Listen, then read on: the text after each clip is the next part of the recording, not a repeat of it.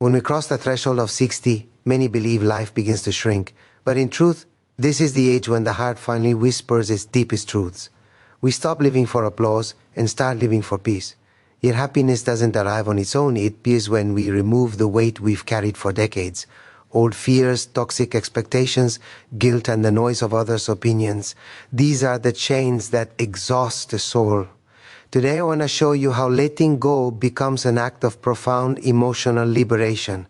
Because after 60, happiness isn't found, it's created. When we talk about happiness after 60, many believe it comes from gaining something new. More time, more rest, more clarity.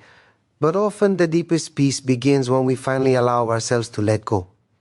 And one of the first things we need to release is that silent, exhausting habit of wanting to please everyone. It's a habit so deeply rooted in many of us that we no longer recognize it as something separate from who we are.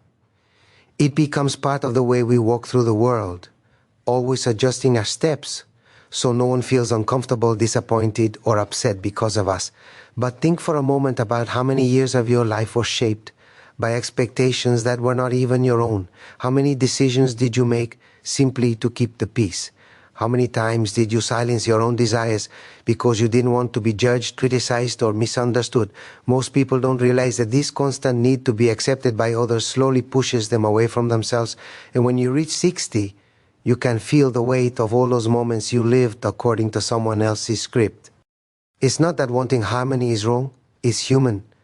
But there's a difference between choosing kindness and sacrificing yourself to be liked. One brings connection, the other brings emptiness. And the truth is, many of the people you tried so hard to please forgot those efforts long ago. The nights you stayed quiet to avoid conflict, the times you bent your back so others could stand taller, the emotional gymnastics you performed to be seen as good. Very few remember, and yet your heart remembers everything. Your body remembers, your spirit remembers. And now more than ever, it deserves rest. When you reach the stage of life where the future is no longer an endless road but a precious landscape, you begin to understand that your time, your peace, your voice, and your emotional space are sacred.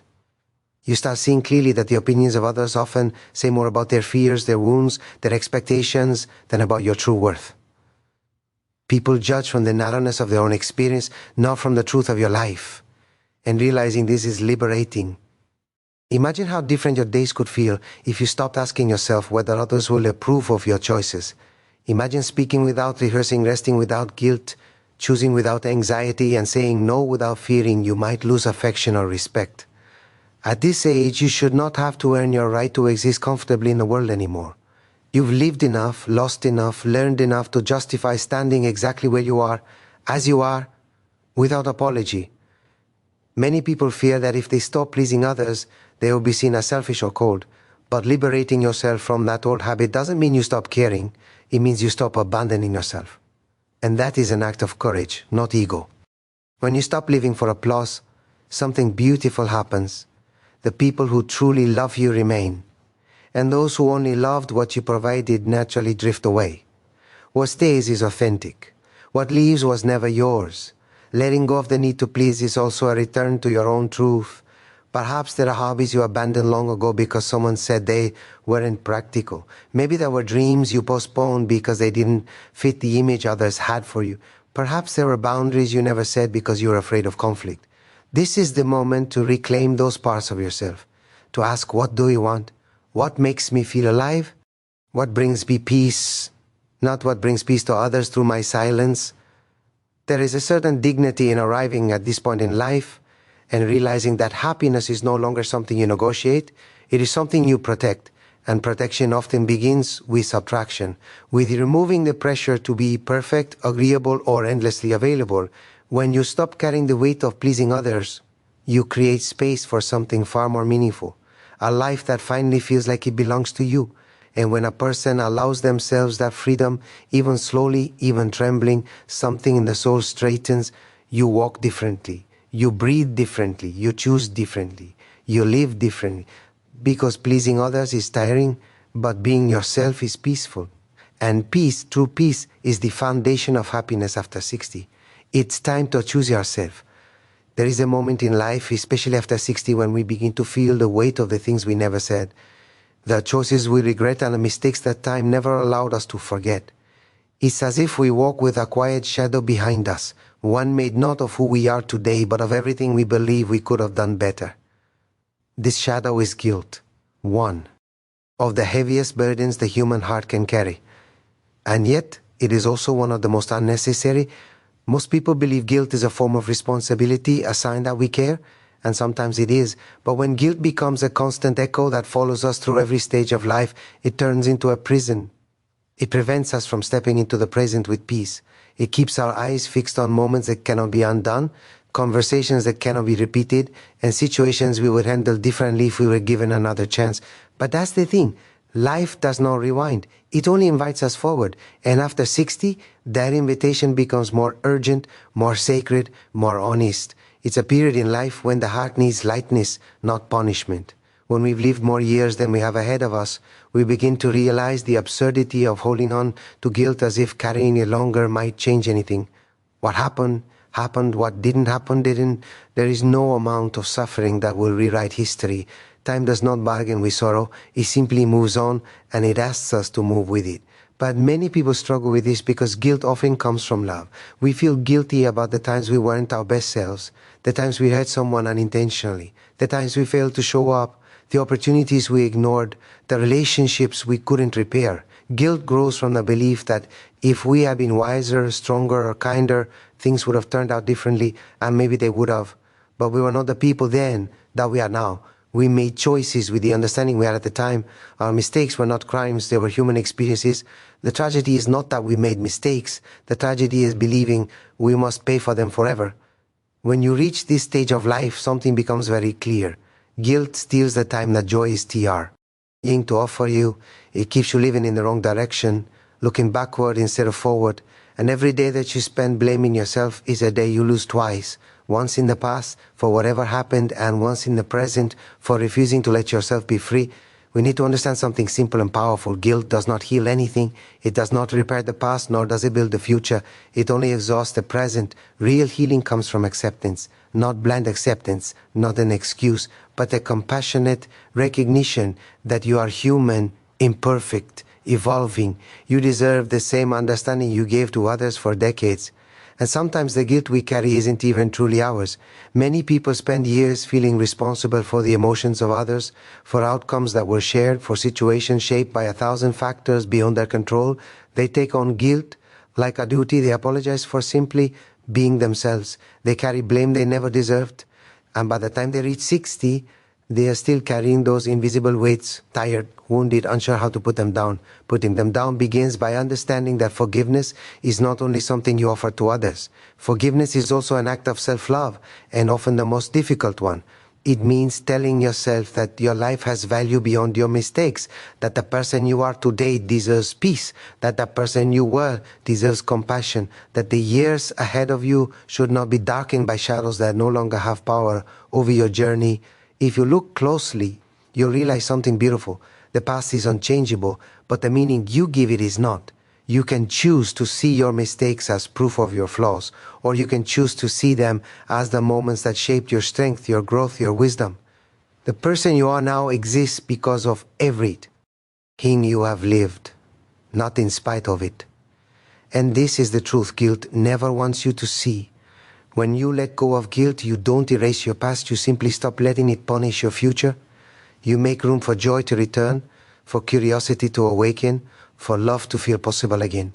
You allow yourself to breathe differently, live differently, and see your life not as a long list of failures, but as a journey filled with learning.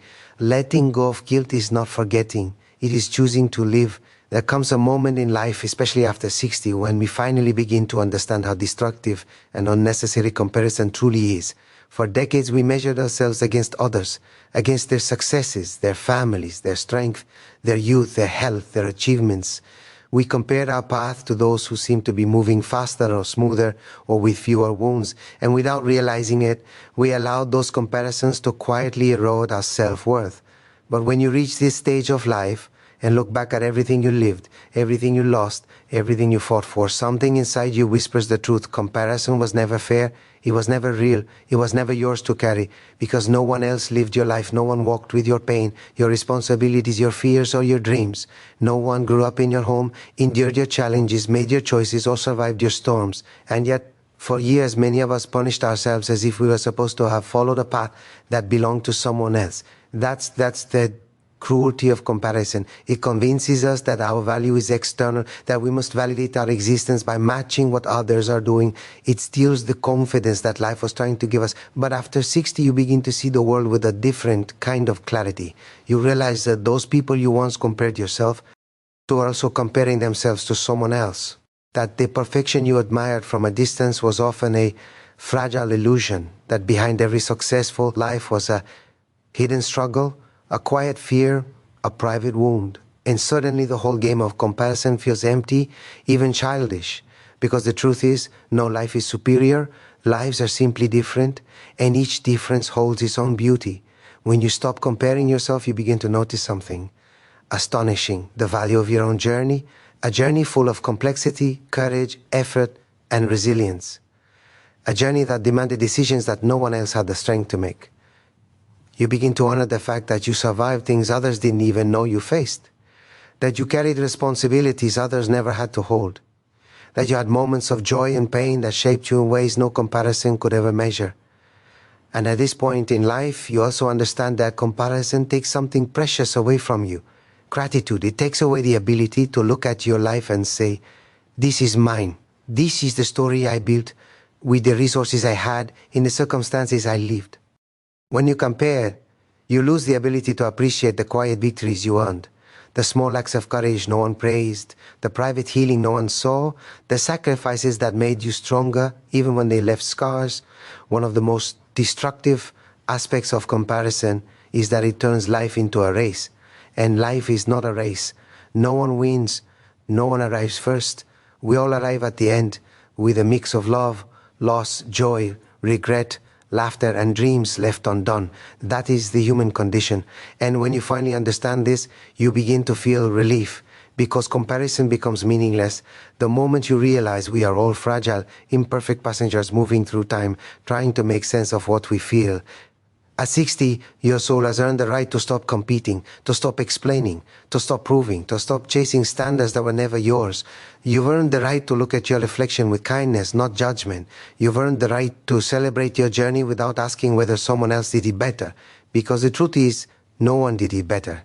They did it differently. That is all. And something magical happens when you let go of comparison. You reclaim your ability to enjoy the present. You start noticing the small pleasures, a slow morning, a quiet walk, a good conversation, a memory that warms you instead of hurting you. You allow yourself to be exactly who you are today without wishing you were someone else, somewhere else, living something else. You stop living with the constant feeling of being behind, because there is no behind. There's only your path, your rhythm, your pace. You also begin to see others with softer eyes. When you no longer compare, you no longer envy. And when you no longer envy, you can finally celebrate others genuinely. You can admire without feeling less. You can appreciate beauty without feeling in a deck. 8. You can witness someone else's joy without believing it diminishes your own. That is emotional freedom. Comparison is a thief. It steals your confidence, your gratitude, and your peace. When you let it go, you return to yourself. And returning to yourself is one of the most important steps toward happiness. After 60, it's time to honor your own journey. There comes a stage in life, especially after 60, when the heart becomes much more honest about what it can carry and what it can no longer tolerate. For many years, we lived trying to maintain relationships that were already broken, conversations that left us tired, connections that drained us instead of nurturing us. We stayed because we believed we had to, because loyalty, history, or fear of loneliness held us in places where our spirit felt small. But with time, with age, with experience, you begin to sense the truth. Not every person who walks with you deserves to stay. Not every bond is meant to last a lifetime. And clinging to relationships that silence your spirit is one of the greatest obstacles to happiness. When you have lived more than 60 years, you have seen how people change, how intentions shift, how connections evolve, Some relationships grow deeper with time, becoming safe havens where you can finally rest your soul. Others, however, become heavy, too heavy. They demand more energy than they give. They confuse love with control, support with criticism, affection with dependency. And without noticing, you begin to shrink inside those connections. You start apologizing for being yourself. You speak less, share less, dream less. You adjust your tone, your desires, even your personality, just to maintain a peace that is nothing more than silence in disguise. This is not peace. This is emotional suffocation. It takes years, sometimes decades to recognize this, and often it takes just as long to accept. PT, that a relationship can be familiar but not healthy, long-lasting but not loving, stable but not supportive. Some people leave marks on our life not because they offered us warmth, but because they required us to survive them. And after 60, your soul grows weary of surviving. It longs to live, but letting go is not easy. We fear being alone, we fear hurting others, we fear the emptiness that comes after distance. We fear the unknown more than we fear the pain we already know. We hold on to people out of memory, obligation, or guilt, even when those people no longer walk beside us with tenderness. Yet the older you get, the more you realize that loneliness inside a relationship is far more painful than loneliness outside of one. Being alone in your own company can be peaceful, healing, liberating. But being alone next to someone who constantly criticizes, belittles, or invalidates you is a slow emotional wound. At this age, your heart has earned the right to protect itself. You also begin to discover that distance is not always a punishment. Sometimes it is a form of self-preservation. You don't need to cut people out in anger or bitterness. Sometimes all you need is to take a step back, to place healthy limits, to choose silence where confrontation would only bring more pain.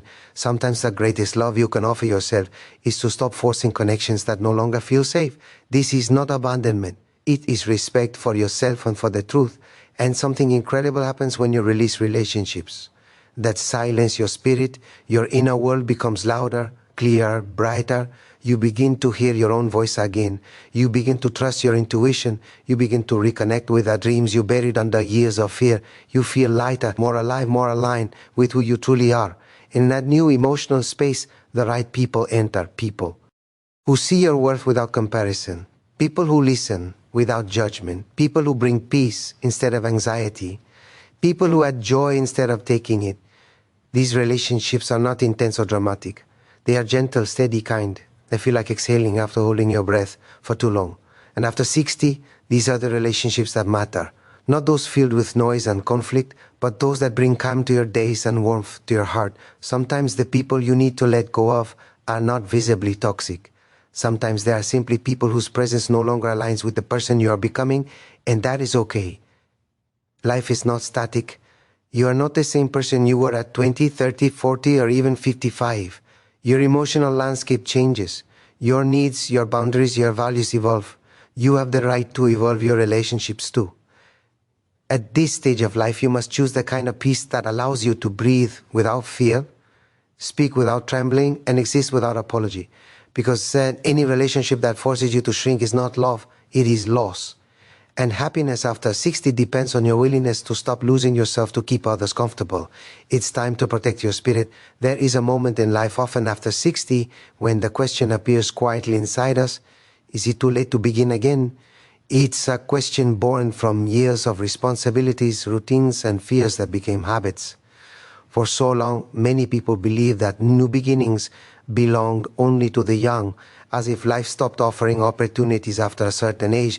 But the truth is far more generous. Life never stops opening doors. What stops is our willingness to walk through them, and the fear of starting again is one of the most limiting illusions we carry into our later years. At this stage of life, you have already lived enough to know that change is uncomfortable. Starting something new requires courage, energy, and vulnerability. It means facing uncertainty, stepping into the unknown, risking disappointment. It means letting go of what is familiar, even if the familiar no longer brings joy. And yet every beginning, every true beginning, has always required a bit of bravery. Age does not change that. What age does change is your ability to recognize which beginnings are worth that courage. When you reach 60 and beyond, you develop a clarity you didn't have before. You know what matters and what doesn't. You know what nourishes your soul and what drains it. You know what relationships deserve your time and what dreams deserve your effort. Starting again at this age is not reckless. It is intentional. It is the decision to choose meaning instead of fear, possibility instead of paralysis. But fear whispers cruel things. Fear says you're too old, even though wisdom has made you stronger than ever. Fear says it's too late, even though you know time is not a measuring tape for value. Fear says, what will people think? Even though the peace you want has nothing to do with anyone else's opinion. And fear says, what if you fail? As if failure at 60 is any different than failure at 30, except now you understand that failure is simply part of being alive. What many people forget is that being over 60 does not limit life, it refines it. You don't need to start over with the anxiety of youth. You can start over with the calm perspective of someone who has lived, who has seen the world, who has survived heartbreak, loss, change, and time itself. You carry tools you didn't have decades ago. Patience, resilience, emotional intelligence, perspective. These tools make your new beginnings deeper, richer, more authentic. Perhaps the new beginning you need is internal, not a new job or a new relationship, but a new way of thinking, a new way of treating yourself, a new way of listening to your own needs. Sometimes starting again means giving yourself permission to rest, to slow down, to choose peace over productivity. Sometimes it means daring to pick up a dream you abandoned long ago. Sometimes it means learning something new, a skill, a language, an art, a passion. And sometimes it means opening your heart again after believing it's closed forever. There is a quiet but powerful truth. Your story is still happening. You are not a finished chapter. You are not a final page. You are a whole book with unwritten pages. And beginnings after 60 have a special beauty because they are chosen, not forced. They come from desire, not pressure, from authenticity, not expectation. Starting again can be small or monumental. Maybe it's taking a walk every morning, reconnecting with someone you miss, forgiving someone, or forgiving yourself. Maybe it's letting go of a life that became too tight for your spirit. Maybe it's learning to say yes again. Or maybe it's finally learning to say no. You don't need a dramatic transformation to begin again. You only need a decision. A quiet, honest decision that your story is not finished. And if you're listening closely, life is still whispering to you. It's saying there are joys you haven't tasted yet, places you haven't visited inside yourself, moments waiting to be lived with the softness that only maturity can give. You are not too old. You are seasoned. You are wise. You are ready in ways you never were before. The fear of starting again fades the moment you recognize that every beginning, no matter your age, is simply a sign that you are still alive and willing to live fully. It's time to trust the possibility of new beginnings. There comes a moment after 60 when the world seems to move too fast, as if everyone else is rushing towards something invisible, something urgent, something that cannot wait one more second. And yet, inside you, a quiet truth begins to grow. You no longer want to live like that. You no longer want to hurry through moments that deserve to be felt. You no longer want to live on autopilot, reacting instead of experiencing, surviving instead of living. At this stage of life, the soul begins to demand a different rhythm, one that honors presence over speed, day over routine, and awareness over distraction. For many years, maybe most of your life, you rushed because you had to.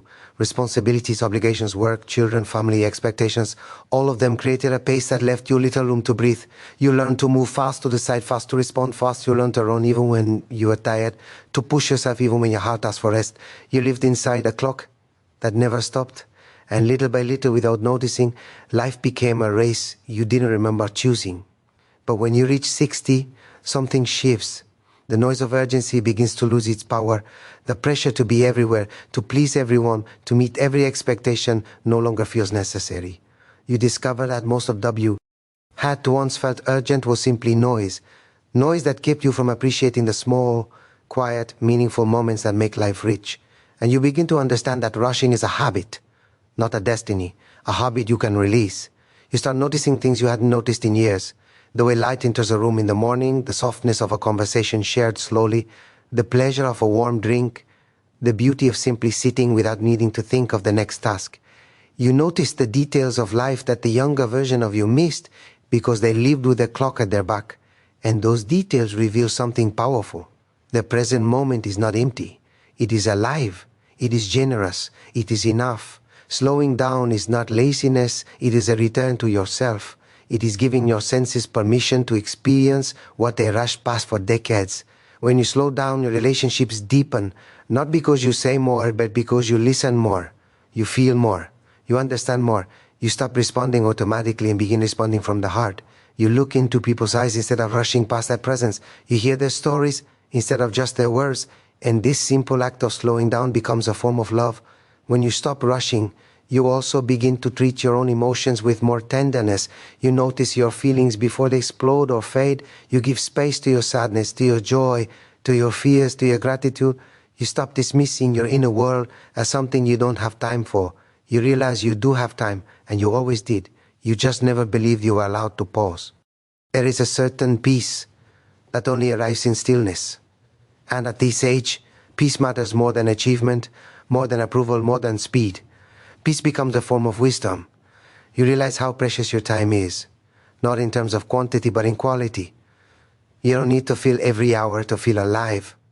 Sometimes all you need is one genuine moment, a moment that reminds you that life is not measured by how fast you move, but by how deeply you feel. And perhaps one of the most beautiful things that happens when you slow down is that your memories return with new meaning.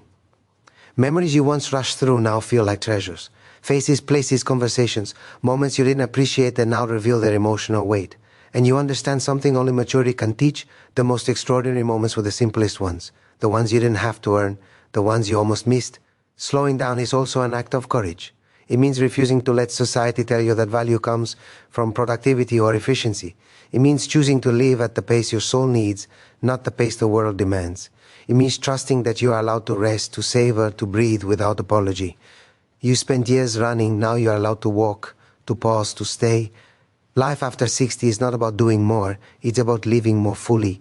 And fullness only happens when you give yourself the time to be present, truly present in the life you still have. It's time to slow down and truly live.